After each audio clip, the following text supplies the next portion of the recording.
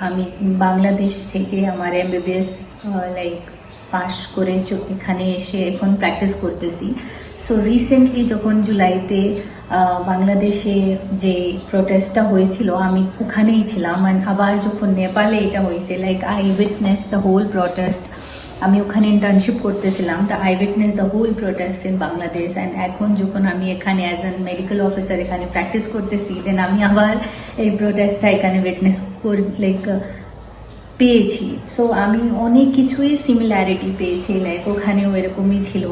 আগে ইউথরা ফাইট করেছে, ইউথরা ওনার লাইক একটা জিনিসের জন্য ফাইট করে আর স্মল ডিসপিউটটা শুরু হয়েছিল, এখানেও ওরকমই ওরা একটা ডিমান্ড করেছে। আগে হচ্ছে যে সোশ্যাল মিডিয়া ব্যানিং নিয়ে প্রবলেম হয়েছিল, যার জন্য সবার ভিতরে এটা একটা ওই বিরোধটা চলে এসছে। দ্যাট কিভাবে দেখেন, আপনারা কারাপশন তো করতেই ছিলেন, লাইক আমাদের দেশে আপনাদের দেশে সবার দেশে কারাপশনটা চলতেছিল, কিন্তু এটা 15 ইয়ার্স 20 ইয়ার্স চললো, আমরা কেউই কিছু বললাম না। ঠিক আছে, এটা লাইক যখন কোনো এক দেশেই হয়, আর আমরা তো হোল সিস্টেমকে চেঞ্জ করে নিতে পারবো না। কিন্তু যেটা হচ্ছে শ্রীলঙ্কাতে হয়েছে, যেটা হচ্ছে বাংলাদেশে হয়েছে, এগুলো একটা এক্সাম্পলের মতনই।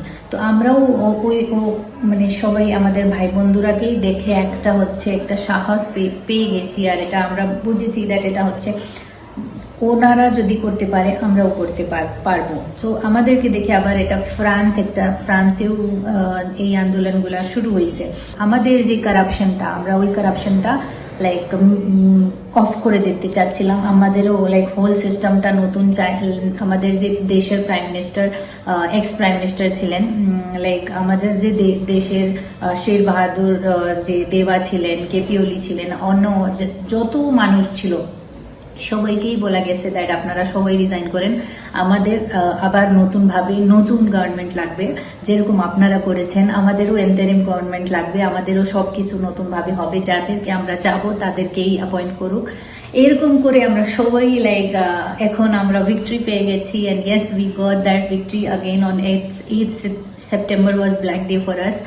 But you can tell that from that day we got that victory day, and yes, and we all started and we won it. So je normal মানুষরা চাইবে ওটাই হবে।